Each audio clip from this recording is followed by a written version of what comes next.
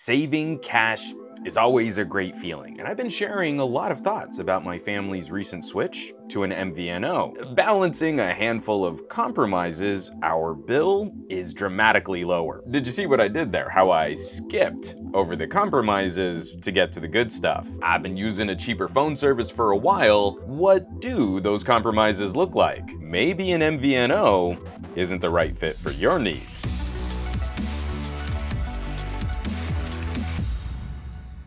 And no matter what cell phone service you use, we hope you'll keep up with all the work here on reviews.org. So hitting those subscribe options down below, give us a follow around the socials. We've got some great articles and reviews coming your way soon. First up, just a little bit of housekeeping. If you're not sure what I'm talking about when I'm throwing out letters like MVNO, we have this other video you might want to check out first. It explains the different kinds of carriers you can do business with, and I did a follow-up video explaining why I chose the carrier I did. Those videos also linked below. I think most of our audience already understands this, but it bears repeating. There is no one single perfect fit solution that covers everyone's needs. I really enjoyed using Mint Mobile. It's really inexpensive, but here are a few gotchas I've come across that might be deal breakers for other folks when considering an MVNO. Number one, the perks. This one's kind of sneaky, but all of those little fees can sneak up on you. It might not be cheaper to use an MVNO depending on what services you subscribe to. Going with a major carrier often comes with a collection of value-added services. When you crunch the numbers on those subscription costs, often you can save money over getting each of those services a la carte. Many MVNOs will offer some add-ons, but usually not to the same level as a major carrier, and it's often dependent on how many lines of service you sign up for. In our household, we broke down the numbers on T-Mobile and Verizon, but for my family's needs, we weren't using enough of those add-ons to swing the bill in our favor. Your mileage will vary. Number two, device selection. A lot of folks, probably the majority of folks in North America, turn to their phone contract and their phone carrier as their main path for upgrading their phone hardware. The big carriers will have a larger collection of devices to shop, and those phones will often be the newest solutions available. Those bigger carriers will also likely be more willing to offer plans, pricing, trade-in deals, and leasing options. You'll have more flexibility in how you pay for that new phone. For a lot of lower cost carriers, your choices might be more limited, there likely won't be as many deals to shop. Specifically on Mint, as one example, I can score a brand new Samsung for $50 off. But if I buy direct from Samsung, I can probably get a better sale, or I can trade in a phone for a lower price. Number three, phone compatibility. Now this tip is a little bit more of a do your homework, buyer beware kind of note. When you use a major carrier, and you buy your phone through the carrier, it's the easiest way to guarantee that all the features of the phone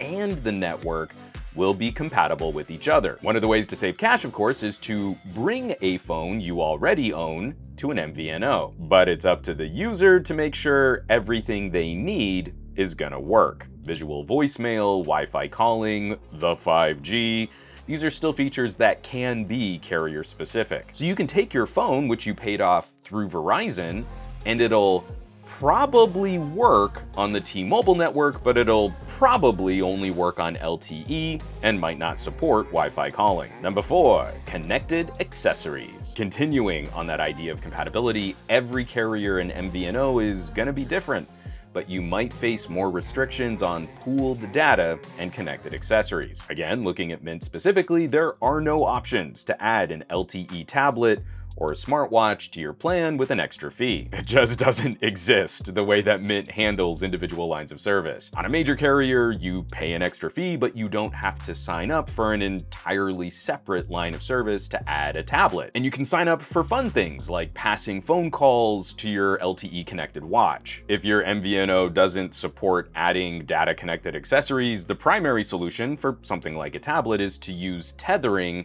from your phone to share the data connection. But that brings us to number five, stricter with tethering and streaming. Getting into the quality of the service, an MVNO is charging you less for the same quantity of data, so we shouldn't be too surprised by some extra restrictions on how we use that network connection. I'm signed up on an unlimited plan, but that means a few more fine print restrictions than on a higher cost carrier. My video streaming on mobile is reduced to a lower quality.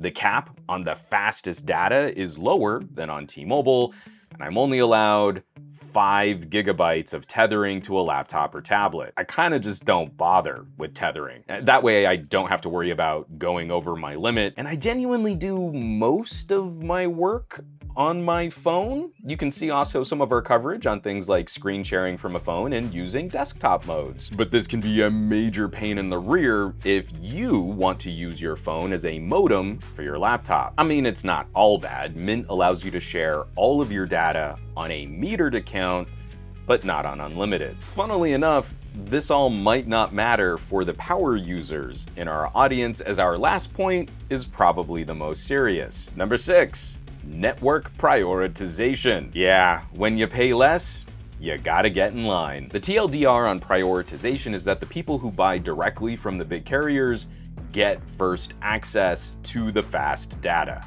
I'm on Mint, and Mint uses T-Mobile, so when a T-Mobile tower is getting a lot of traffic, my speeds take a hit so T-Mobile customers can have faster access. And we showed this off on our last 5G video. It's really easy to show. Now, in daily use, it hasn't impacted that much of my normal phone use, like streaming music, but you definitely feel it even when that data is loading slower on something basic like surfing the web. It's really painful though for those few times when I might need a more stable connection for a stream or a vlog. It makes Mint a lot less reliable for my more serious tech needs. It'll probably be fine, but you never know when you're gonna get shoved over to the slow lane. And that's my rundown, the top 6 reasons why someone might not want to shop with an MVNO. Using Mint for a couple months, it's been a great service, and it's so much lighter on our monthly finances. Of course, saving some money on that core service is only one part of the conversation. And we want to hear from you. Do you use an MVNO? Have you switched back to a larger carrier? Share some of them tasty hot takes underneath this video. As always, thanks so much for watching, for sharing these reviews, and subscribing to the channel for reviews.org. I'm Juan Carlos Bagnell, aka Some Gadget Guy, and I will catch you all on the next video.